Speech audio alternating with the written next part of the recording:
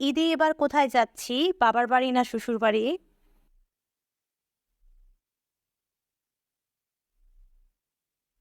এবারের ঈদটা কিভাবে কাটালাম? চাঁদ রাতে ছিল মেহেদি দেয়া আর বোনদের আড্ডা। এই সবকিছু মিলিয়েই থাকছে আজকের ব্লগ।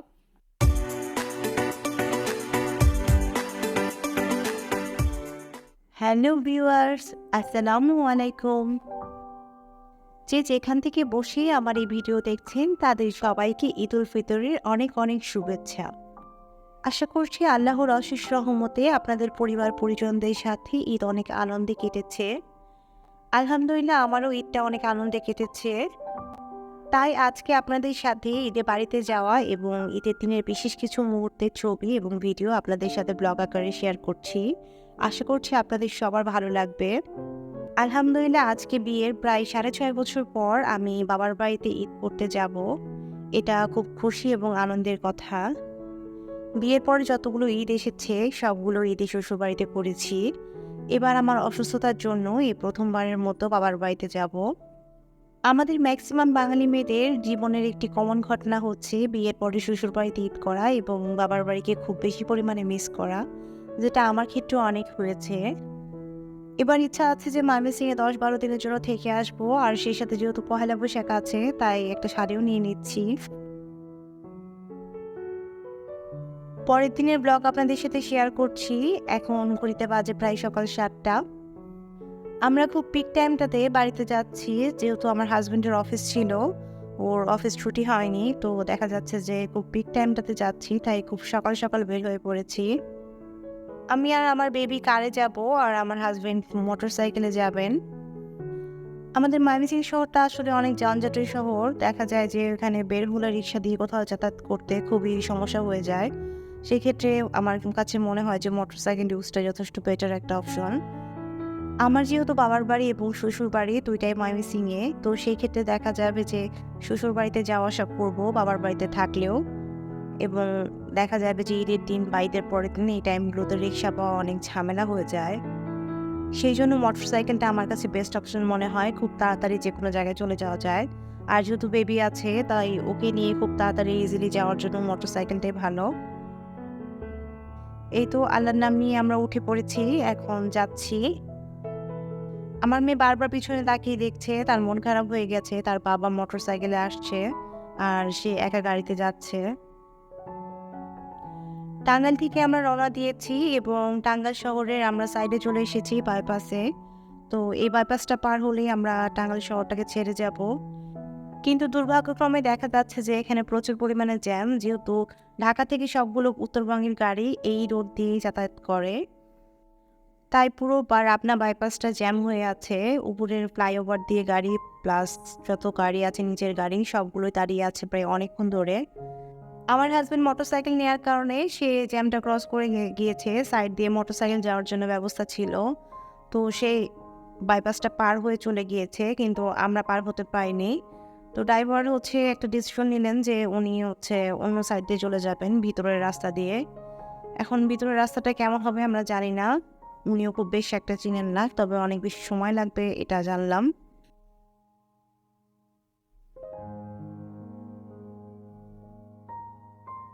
ভিতর দিয়ে যেয়ে আমরা যে ডেস্টিনেশনটাতে এক হব, আমার হাজবেন্ড যেখানে দাঁড়িয়েছে ওখানে যেতে প্রায় 2 ঘন্টার মতো লাগছে। কিন্তু এই রাস্তাটা আসলে জ্যাম না থাকলে 40 মিনিটে ক্রস করা যেত। প্রায় 2 ঘন্টা জার্নির কারণে আমার মেয়ে এবং আমি দুজনে টায়ার্ড হয়ে গিয়েছি, যেহেতু আমি অসুস্থ, তাই 2 ঘন্টা জার্নি আমার কাছে অনেক বেশি। এখন ঘড়িতে প্রায় 12:30টার উপরে বাজে। আমরা এখন ময়মনসিংহের বাইপাসে শহরের ভিতর ঢুকবো। কখনো এত কষ্ট করে ময়মনসিংহে আমি আসিনি, খুব কষ্ট করে এবার আসতে হয়েছে। সকাল 7টায় বের হয়েছি এবং এখন পর্যন্ত 12:30টা বাজে, বাসায় পৌঁছাতে পারিনি। টাঙ্গাইল থেকে ময়মনসিংহে আসতে মোটামুটি 2-2.5 ঘন্টায় চলে আসা যায়। এই প্রথমবার অনেক পরিমাণে কষ্ট করে ময়মনসিংহে যাচ্ছি। এখন দেখা যাচ্ছে সামনে জ্যাম কতটুকু আছে।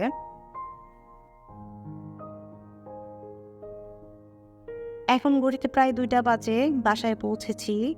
আমরা যখন বাইপাস ক্রস করছিলাম তো শহরে ঢোকার ঠিক আগ মুহূর্তে একটা জ্যাম পেয়েছি আমরা, এবং ওই জ্যামের ভিতর বসে থাকতে গেলে দেখা যেত যে আরও 5-6 ঘন্টা লেগে যেত। এই তো সন্ধ্যায় সবাই ইফতার করে নিচ্ছি। আম্মু কিছু ইফতারি বানিয়েছেন, আর সেই সাথে ঈদের প্রিপারেশন নিচ্ছেন।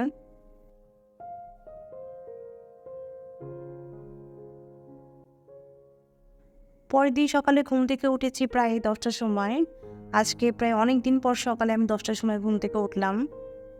নিজের ব্যস্ত জীবনে আর সংসার জীবনে সবকিছু এতটাই পরিমাণে কঠিন এবং স্ট্রাগল করতে হয় যে দেখা যায় যে সকাল 10টা পর্যন্ত ঘুমানো আমার কাছে একটা স্বপ্নের মতো। ঘুম থেকে উঠে আম্মুর গাছগুলো দেখছিলাম, অনেক সুন্দর সুন্দর ফুল ফুটেছে। মাটিতে সবগুলো গাছে আসলে খুব বেশি ভালো হয়, যেটা টপে হয় না। আমরা যখন প্রথম এখানে জমি কিনে বাসা করেছিলাম তখন আশেপাশে কোনো বাসা ছিল না। এখন আস্তে আস্তে আলহামদুলিল্লাহ অনেক বিল্ডিং হচ্ছে, এবং এবার এসে দেখলাম যে আমাদের পিছনে যে জায়গাটা পুকুর ছিল ওটাও বিক্রি হয়ে গিয়েছে এবং মাটি ফেলানো হচ্ছে। আস্তে আস্তে মনে হচ্ছে যে চারপাশে বিল্ডিং হয়ে চারপাশের যে আলো বাতাসটা সেটা অনেকটাই কমে যাবে। আমি এখন একটু বের হয়েছি, এখন উপরেতে প্রায় 12টার মতো বাজে। একটু মার্কেটে যাব, সে সময় টুকটাক কিছু শপিং আছে সেগুলো শেষ করব। অনেকদিন ময়মনসিংহে আসা হয় না, সবকিছু নতুন নতুন লাগছে, অনেকগুলো নতুন ব্র্যান্ডের দোকানও দিয়েছে। আমি একটু আড়ংয়ে চলে এসেছি। আমার ভাই এবং ভাইয়ের ওয়াইফ আমার মেয়েকে যে জামাটা দিয়েছে ওটা একটু ছোট হয়ে গিয়েছে, তো ওটা এক্সচেঞ্জ করে নিব। তাই সকাল সকাল চলে এসেছি, যেহেতু আড়ংয়ে প্রচুর পরিমাণে লোক থাকে, পা দেওয়ার জায়গা হয় না, তাই একটু তাড়াতাড়ি চলে আসলাম।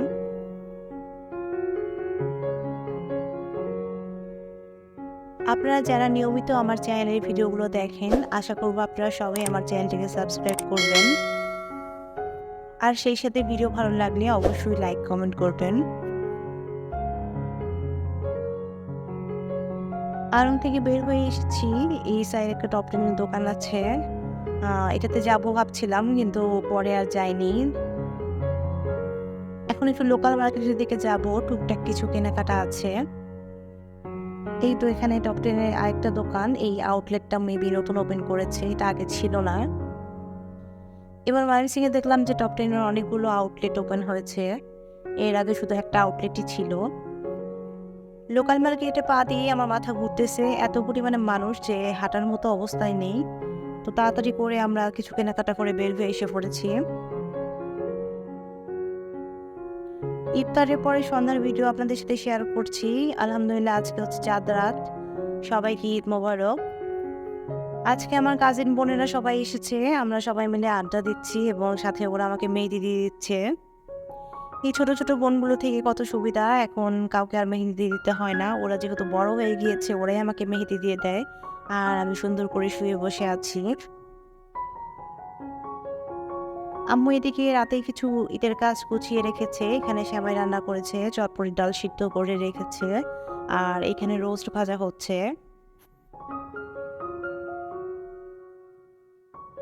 আলহামদুলিল্লাহ আজকে ঈদ উল ফিতর, সবাইকে ঈদের অনেক অনেক শুভেচ্ছা। এখন ঘড়িতে বাজে সকাল 7টা, পরের দিন থেকে আপনাদের ভিডিওটা কন্টিনিউ করে দেখাচ্ছি। সকালে উঠে আম্মু কমলা গাছের এখানে চলে গিয়েছিলাম, ছোট ছোট কমলা ধরছে, দেখে ভালো লাগছে।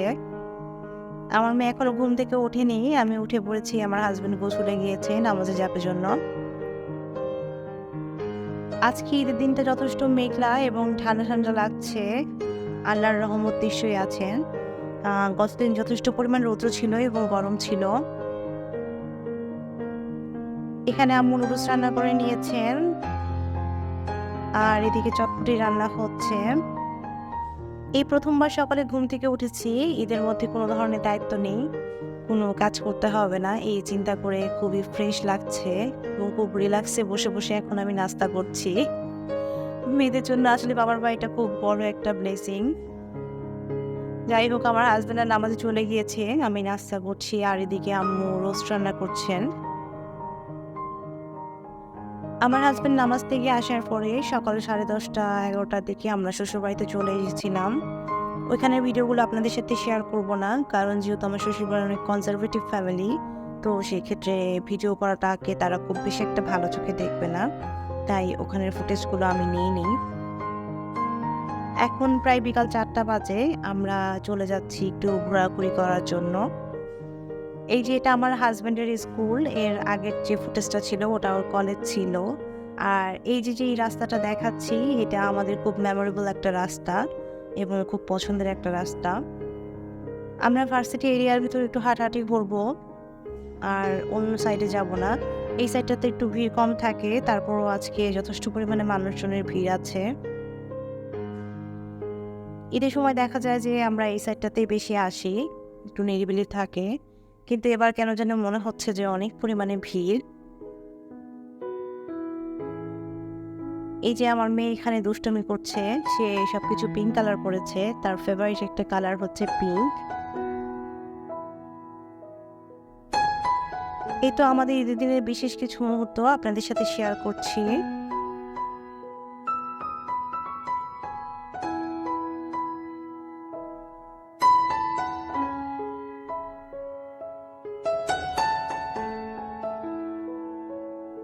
আজকে ঈদের দ্বিতীয় দিনের ভিডিওগুলো আপনাদের সাথে শেয়ার করব। আমি চাইলে অনেকগুলো ভিডিও আকারে দিতে পারতাম, কিন্তু কয়েকটা দিন মিলে একটা ভিডিও আপলোড করেছি, এতে করে ভিডিওর সংখ্যা কম হবে এবং খুব তাড়াতাড়ি গুছিয়ে সুন্দর করে দেওয়া যাবে। এখানে ঈদের পরের দিন আমার ছোট ভাইয়ের ওয়াইফের বাসায় দাওয়াত ছিল। ওনারা আমাদের নতুন রিলেটিভ। আপনাদের সাথে এর আগে আমি কিছু ভিডিওতে শেয়ার করেছি আমার ভাইয়ের বিয়ের কথা। তো ইনশাল্লাহ ঈদের পরে আপনাদেরকে ভাইয়ের বিয়ের ভিডিও ব্লগগুলো শেয়ার করব। এখনও ব্লগ আকারে শেয়ার করতে পারিনি, যদিও শেয়ার করার চেষ্টা করেছিলাম, একটা মাত্র পার্ট করা হয়েছিল, এরপর আর করা হয়নি। আপনারা চাইলে বিয়ের যে প্রস্তুতি ব্লগটা রয়েছে সেটা দেখে আসতে পারেন, আমি ডিসক্রিপশন বক্সে লিঙ্ক দিয়ে দিব। এখানে আমরা সবাই ওদের বাসার ছাদে ফটো সেশন করছি। এটা আঙ্কেলের ছাদ বাগান, আমার মানে ভাবি যে আছে ও হচ্ছে বাবার। তো এখানে আমাদের কিছু ফ্যামিলি মুহূর্তের ছবি আছে। খুব সুন্দর একটা সময় আমরা কাটিয়েছি একসাথে, আলহামদুলিল্লাহ। আঙ্কেলের যে ছাদটা সেটা মাশাআল্লাহ অনেক সুন্দর। আমার আজকের ভিডিও কেমন লাগলো অবশ্যই আপনারা সবাই কমেন্টের মাধ্যমে জানাবেন। আর যদি ভিডিওটি ভালো লেগে থাকে তাহলে ভিডিওতে অবশ্যই একটা লাইক দিবেন। আজকের মতো এখানেই বিদায় নিচ্ছি। নেক্সটে আপনাদের জন্য নিয়ে আসবো পহেলা বৈশাখ ব্লগ। আশা করছি আপনাদের সবার ভালো লাগবে। সবার সুস্থতা কামনা করছি। আসসালামু আলাইকুম। ঈদ মোবারক। সবাইকে ঈদের অনেক অনেক শুভেচ্ছা। আল্লাহ হাফেজ।